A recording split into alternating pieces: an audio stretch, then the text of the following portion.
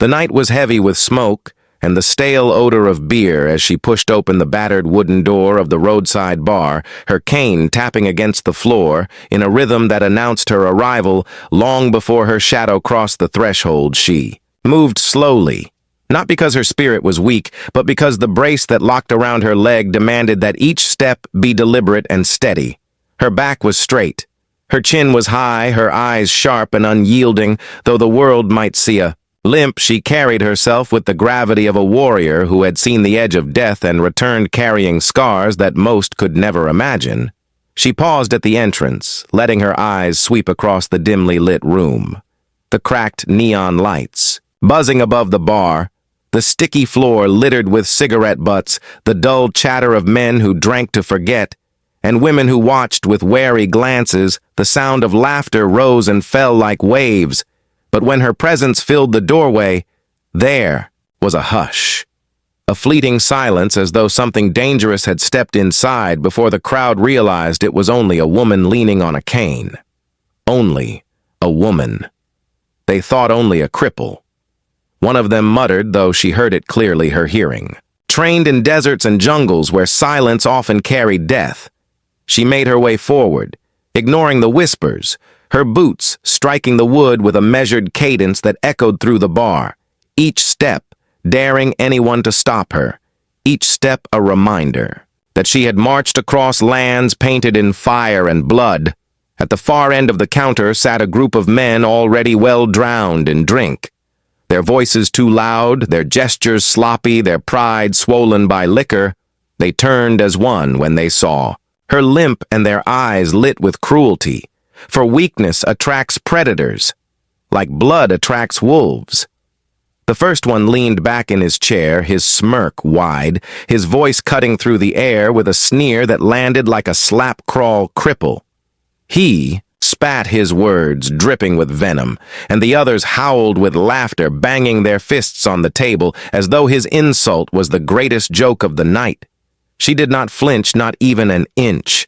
She simply stood there, her eyes locked on them. Her jaw tight, the cane steady at her side. Her silence struck harder than any retort could have, and that silence made them restless. They wanted a reaction. They wanted her to stumble, to lash out, to break. But she refused to give them the satisfaction. And so they rose to their feet like jackals circling their prey. The room shifted uneasily as the laughter grew louder, the crowd sensing the cruelty, but none daring to intervene. The men swaggered toward her, the smell of whiskey heavy on their breath. Their boots dragging across the floor like chains of arrogance. One shoved a stool out of her path, daring her to trip over it. Another leaned close, his grin sharp with malice, asking how a cripple could ever wear the trident of a seal, as if he had the right to question the battles she had fought, the blood she had spilled, the brothers she had lost. She said nothing. Still, her silence was louder than the jukebox that had fallen quiet, louder than the whispers that spread among the onlookers, who began to realize what was unfolding. The tallest of the bullies blocked her way, placing himself between her and the counter, his chest puffed with false bravado, his words slurred yet sharpened with cruelty. He told her this was no place for broken soldiers, no place for women pretending to be warriors, his voice rising with each word, his friends cheering him on. Her eyes flickered briefly, not with fear but with something colder, something forged in fire, a memory of sandstorms and screaming, gunfire, a memory of blood soaking into desert soil, a memory of men like these who had underestimated her and paid the price. She kept her grip tight on the cane, though her body yearned to strike, her training echoing through her muscles. Her mind, calculating distances, angles, the weakness of the man before her. But she held back because violence here would prove nothing. She had faced worse on foreign soil and she had won. But here in this small town, she wanted no war, only peace still. The men did not relent. They mistook her restraint for weakness and pressed closer. One flicked her shoulder with a finger, mocking her stillness, daring her to react. Another laughed and spat on the floor near her boots, his saliva shining on the wood like a challenge waiting to be answered. Her chest rose slowly. Her breath steadied her silence. Like a blade unsheathed the room, thick with tension. Every eye locked on the scene, every patron holding their drink just a little tighter as though waiting for the spark that would ignite the storm. The leader of the group leaned closer, his grin twisting into something darker as he whispered that she should sit down before someone pushed her down. His words hung in the air, heavy like smoke, suffocating the bar with malice and still. She stood unshaken, unbroken. Her eyes never leaving his, her silence screaming that she had endured far worse than his petty cruelty. The men did not see it, but some in the room began to shift uncomfortably, some recognizing the steel in her gaze, some realizing that the limp was not weakness, but a story carved into her bones, a story they could not begin to comprehend. Yet the bullies pressed on blind to the storm they were summoning. The leader reached out his hand, his fingers twitching as if ready to grab the cane from her and strip her of balance. His friends cheering louder, pounding their fists, demanding the fall they craved, and the bar seemed to hold its breath. Outside, the wind shifted, carrying the faintest echo of something distant, something low and rumbling like thunder rolling across asphalt. But inside the bar, the sound was drowned beneath the laughter and jeers of the men who thought they had her cornered. They could not know what was coming. They could not sense the tide about to turn. They only knew the silence of the woman before them and the storm waiting in her stillness. The first shove came without warning. The bully slammed his palm against the stool she had been reaching, for sending it skidding across the sticky floor, his grin wide, his eyes daring her to stumble as the stool clattered against the wall. The laughter of his friends echoed through the bar, each sound sharper than a knife in her ears. She did not flinch. She did not stumble. She stood rooted like stone, her cane pressed firmly against the wood, her body balanced in defiance. Another man stepped closer, his face red with drink, his breath sour. He leaned forward and slapped at her cane, his fingers grazing the wood as if trying to snatch it away. The room held its breath, waiting for her to fall, waiting for her to crash to the floor where their boots could surround her and claim victory. But her grip was iron forged through endless drills, forged through nights where failure meant death.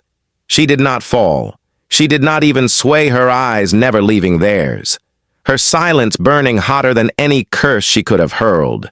The men grew restless, their pride screaming at them to break her, their jeers growing louder, their hands pushing closer. The crowd inside the bar shifted uneasily. Heads turned away, glasses raised to lips that did not drink because no one wanted to witness what might happen next. Yet no one wanted to intervene. Fear and cowardice glued them to their seats. The air was heavy with tension, the kind of tension that precedes a battle, the kind of silence soldiers know before the first shot tears the world apart. She clenched her fists at her side, the memory of desert winds roaring. In her ears, the memory of comrades lost beneath fire, the memory of holding a rifle steady while chaos raged around her. She had faced mortars and ambushes. She had stared death in the eyes and kept walking. She would not break now, not for these men, not for their cruel amusement. Yet she also knew her strength had limits. She knew one wrong move could leave her sprawled and bleeding on the bar floor, and the thought ignited a fire within her chest that demanded she hold on no matter what. The leader of the bullies swaggered forward, his boots thudding against the wood floor, each step loud enough to silence even his own friends. He was taller, broader, his muscles straining against his shirt, his eyes glinting with the arrogance of a man who had never faced true fear. He leaned in close, his voice dripping venom as he hissed that she had no right to wear the trident, no right to call herself a seal. His words thick with contempt, as though her scars were proof of failure rather than survival. She stared back, unblinking, her silence cutting deeper than any reply could have. The bully smirked, mistaking her silence for weakness, mistaking her control for surrender. He reached for her cane, his hand twitching in anticipation. ready to rip it away and watch her fall like a toppled statue. His friends shifted with excitement, their laughter dying down, replaced with hungry anticipation. The entire bar seemed to tilt forward, waiting for the crash, waiting for her to hit the floor. The crowd frozen in place, unwilling to interfere, yet unable to look away. In that frozen moment, she felt the tremor of rage crawl through her body. Her hand twitched as if reaching for a weapon that was no longer there, her mind calculating angles and strikes. She could take him down in seconds. She could shatter his arrogance with one precise move, but she held back. She knew violence here would not end with victory. It would end with chaos, with flashing lights, with headlines she had no desire to see. She chose restraint, though it burned through her veins like fire, restraint that only made the bullies believe she was theirs to break. The leader wrapped his fingers tighter around the cane, tugging harder, now trying to yank it free, but she held on, her knuckles white, her grip unshakable. The tension between them stretched like a wire, ready to snap, the bar thick with silence, broken only by the strained laughter of drunken cowards who no longer knew if they were laughing from confidence or fear. His face twisted with effort, his pride refusing to let go. He wanted her on the floor. He needed her on the floor because only then could he feel whole. Only then could he feed the emptiness inside him. Then it came, a sound faint at first, hidden beneath the pounding of blood in her ears and the ragged breaths of men too drunk to see what was unfolding outside. A sound that did not belong to the bar, did not belong to the laughter or the whispers. It was low, steady, relentless, like thunder crawling across the night sky. The walls of the bar seemed to hum with it, though no one yet realized what it was.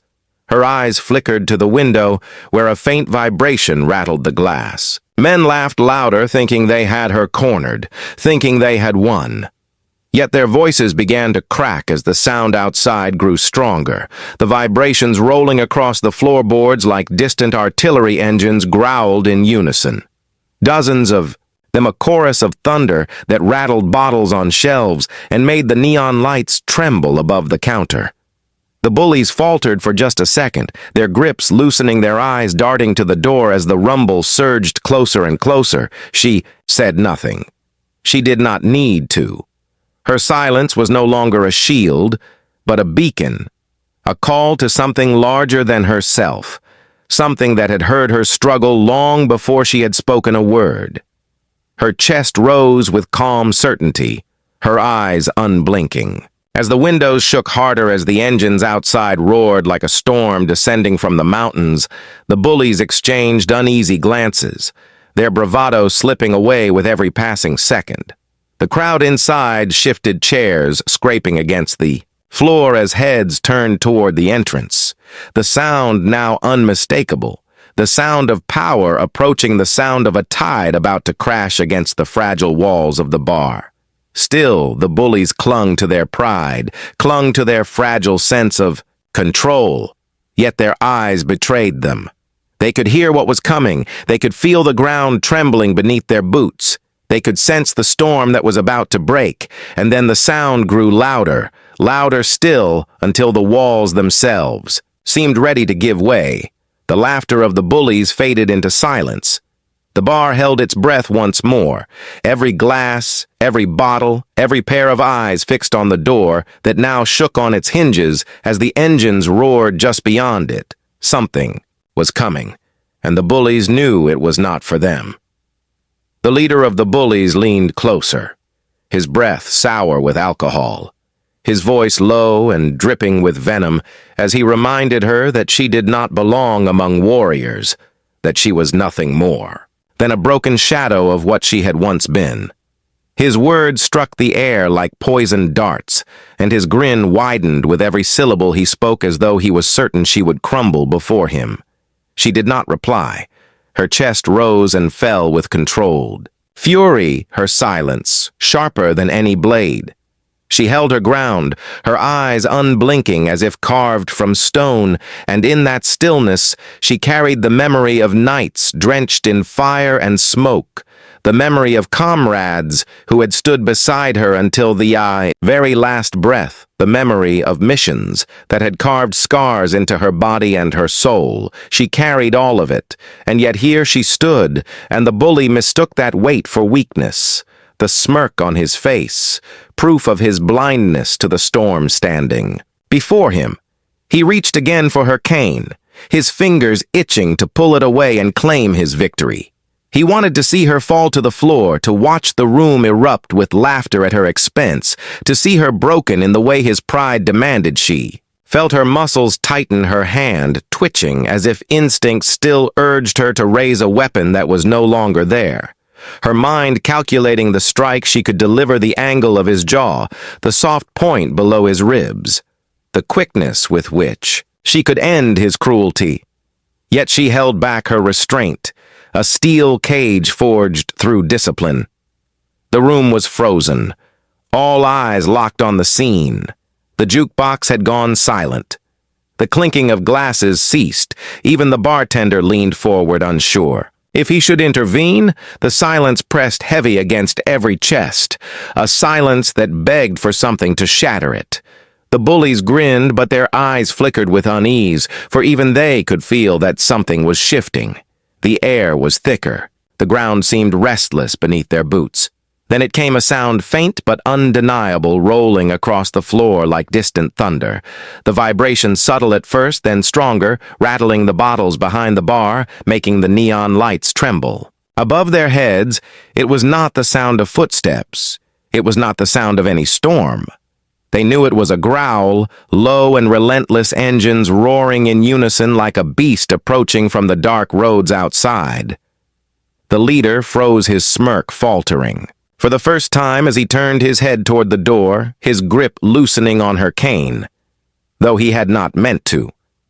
The others laughed nervously, trying to cover their sudden unease, but their voices cracked under the growing thunder outside. She felt it in her chest, in her bones, the rumble of engines growing louder, closer, unstoppable, and though she said nothing, the corner of her mouth tightened as though she knew exactly what was coming. The bullies glanced at one another, their bravado draining from their eyes, the sound of engines multiplying, each one blending into the next, until it became a wall of thunder that shook the very floorboards of the bar. The glass windows rattled harder each second, until the crowd inside turned. In unison, staring at the entrance, their drinks forgotten in their hands. Some leaned closer, whispering nervously, others stood in stunned silence. The leader swallowed hard but tried to mask it with another sneer. He barked at his friends to stand, tall to show no fear, but his voice carried no strength. It cracked beneath the weight of the engines outside the ground, now trembling like a living thing beneath their feet. His friends hesitated, their shoulders sagging, their grins fading, their eyes darting back to the door again and again, unable to tear themselves away from the sound that only grew louder. Her gaze never wavered. She stood unmoving, the cane firm in her grip, her silence now heavy with meaning, for she understood what the sound meant. She knew the rhythm of those engines. She recognized the unison of machines that had become more than transport. They were symbols of loyalty and blood, a brotherhood that stretched beyond the battlefield. And now they were here, there, a rival heralded by thunder that could not be ignored. The bullies stepped back just slightly, their shoes scraping against the floor, though they tried to mask it with laughter. It was hollow, it was fragile. The sound of men on the edge of fear. One muttered that it was only a passing gang. Another whispered that it would soon fade, but none of them believed their own words because the thunder was not fading. It was rising, swelling, consuming the night until the bar itself seemed to shake in its foundation. The bartender backed away, his hands trembling as glasses clinked on shelves above his head. The patrons shifted uneasily, murmurs spreading like wildfire through the room as the engines reached their peak. Outside, the bullies could no longer hide their fear, their bravado cracking like thin ice beneath the weight of a storm they had summoned without realizing the cost. The leader tried to speak, but the words died in his throat, drowned out by the roar of motorcycles gathering just beyond the door. The woman stood still in the eye of the storm. Her gaze fixed her chest steady, her silence unbreakable as the engines cut off one by one, replaced by the sound of heavy boots striking asphalt in rhythm like drums of war. The ground trembled with each step, and the door rattled on its hinges. The bullies were frozen now, their hands twitching nervously, their breaths shallow, their pride slipping through their fingers like sand. The final crack of silence fell upon the bar. As the last engine cut the air thick with tension, no one moved, no one spoke. All eyes locked on the door that loomed before them. The bullies swallowed hard. The crowd leaned forward, hearts pounding, and she stood at the center, her eyes unyielding, her cane steady, as the first shadow appeared in the doorway, a silhouette broad and unflinching, and then the door flew open. The bar door flew open with a force that made the hinges scream, and the night air poured in thick with the scent of smoke and gasoline. The shadows outside, swallowed by the headlights of machines that lined the road like a wall of steel leather jackets, filled the entrance one after another. As the thunder of boots struck the floorboards, each step, deliberate each step, echoing with the weight of warriors who had seen the same fires she once faced. The first figure stepped into the light, broad shoulders marked with ink and scars, his eyes locked on her, not with pity but with recognition. A silent nod passed between them, one that spoke louder than 1,000 words. A nod that said, "You are not alone." Behind him came more, a tide of men and women hardened by years of battle and road, their presence swallowing the room until the bullies who had moments ago laughed now shrank into the shadows of their own fear. The crowd gasped. The silence broken only by the clinking of bottles rattling on shelves, as if the bar itself trembled under the weight of this arrival. More than 100 faces stared down the bullies, eyes burning with loyalty and rage, a brotherhood forged not in drink or games but in blood, in war, in the unbreakable bond of those who know the price of freedom. The air thickened heavy and sharp, every second a blade pressing against the throats of those who had mocked her. The leader of the bullies tried to stand tall, his grin twitching with nerves, his hands restless at his sides, but the bravado that once filled his chest now flickered weakly like a dying flame. His voice cracked as he barked for his friends to hold ground, but none of them moved, their eyes darting from biker to biker, their bodies frozen by the weight of numbers, by the realization that they were outmatched, not just in strength, but in spirit. The bikers closed ranks around her, a wall of leather, steel, and scarred skin, their boots planted firm, their shoulders squared, their presence unshakable. She stood at the center of it all, her cane steady, her gaze cold and unwavering. She had not asked for rescue. She had not called for help yet. Here they were, her brothers and sisters in arms, answering a call that required no words. The bond that bound them was unspoken and eternal. The room pulsed with tension, the bullies breathing hard, their chests rising and falling like trapped animals, their laughter gone, their pride leaking away with every second that passed. The tallest biker stepped forward, his voice low but sharp like a blade, reminding them who she was. Reminding them what? She had endured, reminding them that she had bled for a country they mocked with their cowardice. His words rolled through the bar like thunder, leaving no room for reply.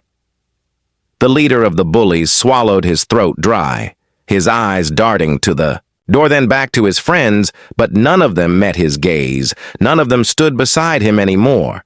He was alone in his arrogance, surrounded by men and women who had seen war and carried its weight with honor.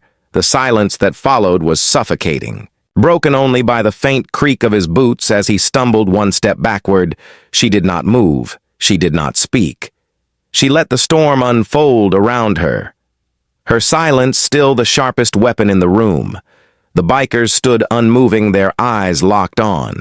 The bullies, their bodies radiating the promise of violence should a single wrong move be made. The crowd that had once looked away now leaned forward, their eyes wide, their breaths shallow.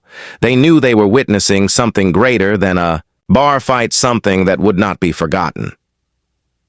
The leader of the bullies clenched his fists, but even he knew the battle was lost. His pride shattered his voice, hollow as he tried to laugh it off, but the sound died in his throat. No one joined him. No one dared. The bikers loomed closer every step like the drumbeat of judgment until the space between them vanished and the truth was undeniable. The bar had shifted, the power had changed, and the bullies stood cornered with nowhere left to go. Bikers closed ranks around her, their bodies forming a wall of flesh leather and steel chains that rattled softly like war drums in the quiet air. The smell of gasoline and smoke clung to their jackets, the weight of countless miles on the road. And countless battles behind their eyes, they stood shoulder to shoulder, their presence suffocating the room as though the walls themselves bowed beneath their weight. The leader of the bullies trembled, though he tried to hide it. His fists clenched, his jaw tight, but his eyes darted from one biker to the next, unable to hold their stares. The confidence that had filled him earlier was gone, hollowed out by fear. His voice cracked as he tried to laugh it off, muttering weak insults to his friends. But his words carried no strength. No one followed his lead. His men stood pale and silent, their bravado stripped from them like armor peeled away. One biker stepped forward, his frame towering, his arms inked with symbols of service. A cross for the fallen, a dagger. For battles survived, his voice was low, but it cut through the silence sharper than any blade. He reminded the bullies of who she was, that she had fought in places they could not spell, that she had bled in deserts they would never see, that she had given more than they could ever understand. The words carried the weight of truth, and the bullies' faces drained of color as if the ground beneath them had shifted.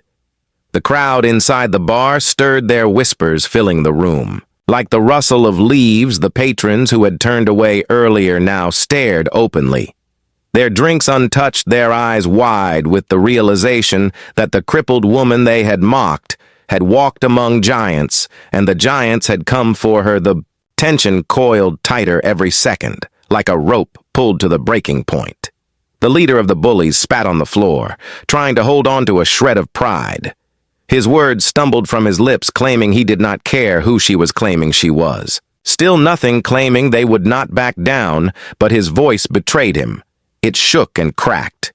It lacked the venom it once held, and the bikers answered only with silence, the kind of silence that promised violence, the kind of silence that burned. Hotter than flames, another biker stepped forward, his eyes cold, his voice steady as stone.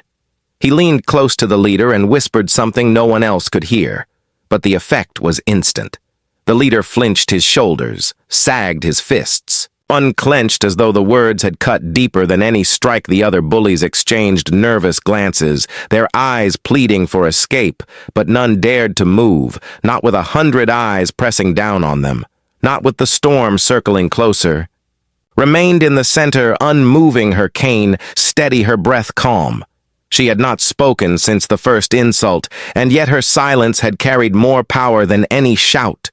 Her stillness was not weakness, it was command, it was control. The bikers did not speak for her. They stood because of her. They stood because she was one of them, because she carried scars that marked her as family, and no one, no matter how cruel, could strip that from her. The tension in the bar reached its peak. The crowd leaned forward, their hearts racing. The bullies cornered, their pride shattered, the bikers unflinching, ready to strike. If a single wrong word left their lips, the leader tried one last time to speak, but his voice failed him. The words fell flat, the sound. Empty in the face of the storm around him, the bar was silent again, waiting for the spark that would decide it all, and in that silence, every soul in the room knew the next move would change everything. The leader of the bullies finally dropped. His eyes unable to withstand the weight of the stares around him, his bravado shattered like glass under a heavy boot. The bikers loomed closer, their boots striking the wooden floor with a rhythm that sounded like distant thunder, each step a warning that the night would not forgive cowardice.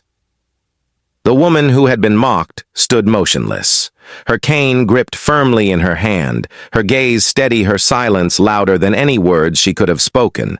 The bar was filled with a charged stillness, as though every patron was holding their breath, waiting to see if blood would stain the floor, or if mercy would rise from the storm. Her presence alone commanded the air around her. She was the calm in the chaos, the reason the bikers had come. The reason. The bullies now trembled.